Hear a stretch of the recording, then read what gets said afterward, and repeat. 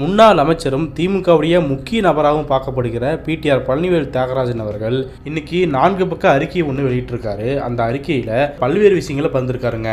அதுதான் இன்னைக்கு பேசு பொருளாக மாதிரி இருக்குது. குறிப்பாக பார்க்கும்போது பொது வாழ்வில் இருந்து கொஞ்ச நேரம் நான் ஓய்வு எடுத்துக்கிறேன், செய்ய வேண்டிய காரியங்கள் நிறைய இருக்கிறதா குறிப்பிட்டிருக்காரு. இதை ஷேர் பண்ணி பலரும் தங்களுடைய கருத்துக்களை தெரிவிச்சிட்டு இருக்காங்க. மேலும் இந்த அறிக்கையை படிச்சுட்டு சில பேர் என்ன சொல்றாங்கன்னா, பிடிஆர் நிரந்தரமாக அரசியலை விட்டு விலகி இருக்க போறாரு, அதுக்கான ஃபர்ஸ்ட் ஸ்டெப்பாக தான் அதை வெளியிட்டிருக்காருன்னு சொல்லிலாம் பகிர்ந்துருக்காங்க. எனவே அது உண்மையாலுமே பிடிஆர் அவர்கள் என்ன கன்வே பண்ணியிருக்காரு அப்படிங்கிறத பற்றி தான் இந்த வீடியோவில் பார்க்க போகிறோம். முதல்ல இந்த 4 பக்க அறிக்கையில் அவரே பல்வேறு விஷயங்களை சொல்லியிருக்கிறாரு. தனிப்பட்ட இலக்குகள் என்ன இருந்துச்சு, அதனுடைய பிரதிபலிப்பு என்னவாக இருந்துச்சு, அதுக்கடுத்து 2026 தேர்தல் எப்படி இருந்துச்சு, நான் ஒரு அமைச்சராக இருந்து என்னென்ன பண்ணியிருக்கிறேன், நான் திமுக அப்படிங்கிற கட்சிக்கு என்னென்ன முக்கியமான பங்களிப்பு செலுத்தியிருக்கிறேன், மதுரை மத்திய தொகுதிக்கு என்னென்ன வளர்ச்சி திட்டங்களை கொண்டு வந்திருக்கிறேன் அப்படின்னு அவருடைய ஸ்டைல்லையே வரிசையாக எல்லாத்துக்குமான டேட்டாவை கொடுத்துருக்காரு. மேலும் கடைசியாக தான் புதிய அரசுக்கு வாழ்த்துக்களையும் அறிவுரைகளையும் எதிர்கால திட்டங்களை பற்றி பேசியிருக்காரு. சரி, இப்போது அந்த பகுதிகளை பற்றி விரிவாக பார்ப்போம். முதல் பகுதியில் பார்க்கும்போது கடந்த 10 வருடங்களுக்கு முன்னாடி 2016 அரசியலுக்கு முதல் முறையாக அடி எடுத்து வைக்கும்போது எனக்கு 3 இலக்குகள் இருந்ததாக குறிப்பிடுறாரு. முதலாவதாக சமூக நீதிக்கான உறுதியான போராட்டம் அப்படிங்கிற விஷயத்தை குறிப்பிடுறாரு.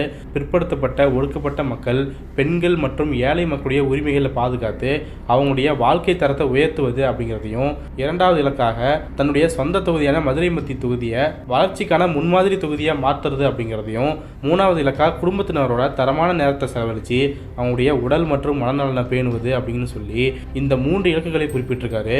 இந்த 3 இலக்குகளும் தன்னுடைய 10 ஆண்டு கால பயணத்தில் பெருமளவு நிறைவேறி இருக்குது அப்படின்னு சொல்லி இது திருப்தியாக இருக்கிறதா பதிவு பண்ணியிருக்கிறாரு. அடுத்து 2026 சட்டமன்ற தேர்தலை பற்றி பகிர்ந்திருக்கிறாரு. 2026 சட்டமன்ற தேர்தலில் மதுரை மத்திய தொகுதியில் தோல்வி அடைஞ்சதை முழுமுற்றிலுமாக ஏற்றுக்கிறேன் அப்படின்னும், ஆன்டி இன்குபன்சியால இதுக்கு முக்கியமான காரணம் அப்படின்னு சொல்றாரு. ஆனால் நான் என்னுடைய கொள்கையை விட்டு கொடுக்கல, 3 தேர்தலையும் வாக்குக்கு ₹1 கூட கொடுக்கல, பொய் பிரச்சாரம் பண்ணல, எதிராளியுடைய தனிப்பட்ட பலவீனங்களை சுயநலத்துக்காக பயன்படுத்தலை அப்படின்னு சொல்லி சொல்றாரு. அடுத்த பகுதியில் திமுகவுக்கு நான் செஞ்ச பங்களிப்பு அப்படின்னு சொல்லி என்ன குறிப்பிட்டிருக்காருன்னா, திமுகவுடைய கட்சியின் வளர்ச்சியில் திமுக கட்சியுடைய ஐடி விங்கை உருவாக்கி டிஜிட்டல் பிரச்சாரத்தை நவீனப்படுத்தின அப்படின்னும், 2019 மக்களவைத் தேர்தல் மற்றும் 2021 சட்டமன்ற தேர்தல்களில் சமூக ஊடகங்கள் மற்றும் டிஜிட்டல் கருவிகள் மூலமாக திமுகவை மக்கள்கிட்ட கொண்டு போய் சேர்த்துருக்குற அப்படின்னும், நிதியமைச்சராக பொறுப்பேற்றுக்கிட்ட போது ஜிஎஸ்டியை திறம்பட கையாண்ட அப்படின்னும், மாநில வருவாய் பற்றாக்குறையை கணிசமாக குறைச்சி ரீகன்சிலியேஷன் ப்ராஜெக்ட் மூலமாக பல ஆயிரம் கோடி ரூபாயை அரசுக்கு சேர்த்தேன் அப்படின்னு சொல்லி குறிப்பிட்டிருக்காரு. மேலும் ஐடி மற்றும் டிஜிட்டல் சர்வீஸ் அமைச்சராக இருந்தபோது ஐடிஎன்டி, இமேஜின் போன்ற திட்டங்கள், இ சேவை மையத்துடைய சேவைகளை பரவலாக்க செஞ்சது, தமிழ் விர்ச்சுவல் அகாடமியை வலுப்படுத்துறது போன்ற முன்னோடி திட்டங்களை நான் செயல்படுத்தியிருக்கிறேன் அப்படின்னு சொல்லி குறிப்பிட்டிருக்கிறாரு. மேலும் என்னுடைய முயற்சியின் மூலமாக தமிழ்நாட்டை டிஜிட்டல் முன்னோடி மாநிலமாக மாற்றிருக்கிறேன் அப்படின்னு சொல்லி குறிப்பிட்டிருக்கிறாரு. அடுத்த பகுதியில் மதுரை மத்திய தொகுதிக்கு நான் என்னென்ன நலத்திட்ட பணிகளை செஞ்சிருக்கேன் அப்படின்னு சொல்லி வரிசைப்படுத்திருக்காரு. அதில் குறிப்பாக பார்க்கும்போது 250க்கும் மேற்பட்ட எம்எல்ஏ சிடிஎஸ் திட்டங்கள் செயல்படுத்தப்பட்டிருக்கிறது அப்படின்னும், பல கோடி ரூபாய் சிஎஸ்ஆர் நிதி தொகுதிக்காக ஈர்க்கப்பட்டுச்சு அப்படின்னும், ஸ்மார்ட் கிளாஸ் ரூம்கள், புதிய ஆய்வகங்கள், நூலகங்கள், கழிப்பிட வசதிகள், குடிநீர் வசதி அப்படின்னு சொல்லி பல பள்ளிகளை முழுமையாக நவீனப்படுத்தியிருக்கிற அப்படின்னும், மாணவர்களுக்கு திறன் மேம்பாட்டு பயிற்சி அளிக்கப்பட்டிருக்குது அப்படின்னும், ஆரம்ப சுகாதார நிலையங்கள் மற்றும் மருத்துவமனைகளுக்கு புதிய உபகரணங்கள் அப்படின்னு சொல்லி பல உட்கட்டமைப்பு மேம்பாட்டு திட்டங்கள் செயல்படுத்தப்பட்டது அப்படின்னும், குறிப்பாக கோவிட் பெருந்தொற்று காலத்தில் தொகுதி மக்களுக்கு சிறப்பான மருத்துவ உதவி அளிக்கப்பட்டது அப்படின்னும், ஒவ்வொரு வார்டிலுமே தூய்மையான குடிநீர் திட்டங்கள், கழிவுநீர் மேலாண்மை, புதிய சாலைகள், வீதி விளக்குகள், பூங்காக்கள், சமூக மன்றங்கள் உருவாக்கம், மகளிர் சுய உதவி குழுக்களுக்கு பயிற்சி மற்றும் ஆதரவு, இளைஞர்களுக்கு தொழில் பயிற்சி மற்றும் வேலைவாய்ப்பு உதவி, விவசாயிகளுக்கான நலத்திட்டங்கள் அப்படின்னு சொல்லி பல்வேறு திட்டங்கள் மக்களுக்காகவே செயல்படுத்தப்பட்டன அப்படின்னு சொல்லி குறிப்பிட்டிருக்காரு. மேலும் ஏழை மற்றும் பின்தங்கிய பகுதிகள் உட்பட தொகுதியுடைய ஒவ்வொரு மூலையிலையும் தன்னுடைய பணிகளை கொண்டு போய் சேர்த்திருக்கிற அப்படின்னு சொல்லி குறிப்பிடுறாரு. மேலும் அடுத்த பகுதியில் தான் புதிய அரசுக்கு தன்னுடைய வாழ்த்துக்களையும் எதிர்கால திட்டங்களை பற்றி குறிப்பிடுறாரு. அதில் அவர் என்ன சொல்றாருன்னா, தாவேக தலைமையிலான புதிய அரசுக்கு குறிப்பாக விஜய் அவர்களுக்கும் நிதி அமைச்சராக பொறுப்பேற்றிருக்கக்கூடிய KA செங்கோட்டையன் அவர்களுக்கும் முழுமையான வாழ்த்துக்களை தெரிவிச்சுக்கிறேன் அப்படின்னும், அரசு இயந்திரத்தில் நிலவக்கூடிய இனர்சியா மற்றும் ஸ்டேட்டஸ்கோ, அதாவது மாற்றத்தை எதிர்க்கிற மனநிலையை உடைச்சி எல்லா துறைகளிலும் தைரியமாக சீர்திருத்தங்களை கொண்டு வாங்க அப்படின்னு சொல்லி அறிவித்திருக்கிறாரு.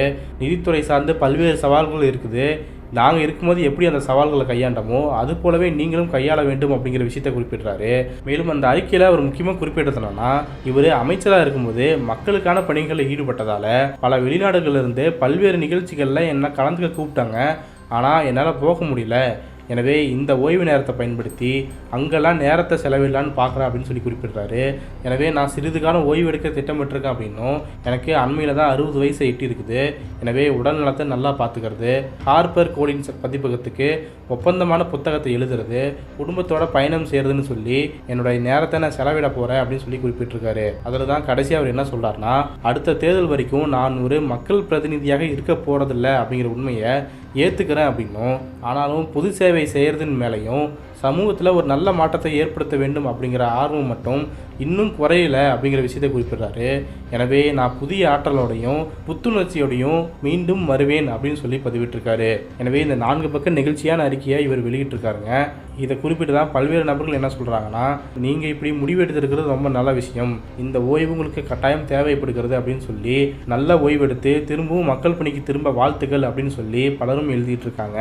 இன்னொரு பக்கம் இவர் அரசியலை விட்டு விலக போகிறாரு அப்படிங்கிற வதந்தியும் பரப்பிட்டு இருக்காங்க.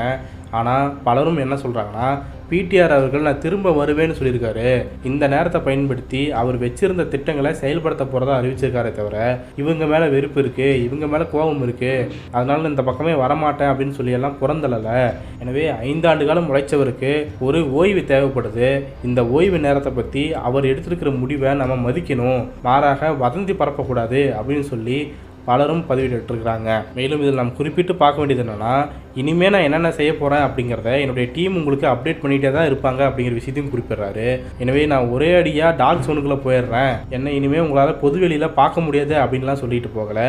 அவருக்கான சில வேலைகளில் மும்முரமாக இறங்கியிருக்காரு அப்படிங்கிறது தான் இவருடைய அறிக்கையை உணர்த்துது அப்படிங்கிற விஷயத்தை பார்க்குறோம்.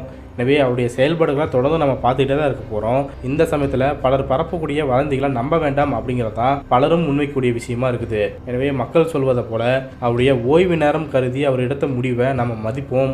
அவர் வாக்களித்தபடியே புத்துணர்ச்சியோடையும் புதிய ஆற்றலோடும் வரதுக்காக நம்முடைய வாழ்த்துக்களை தெரிவிச்சுக்குவோம்.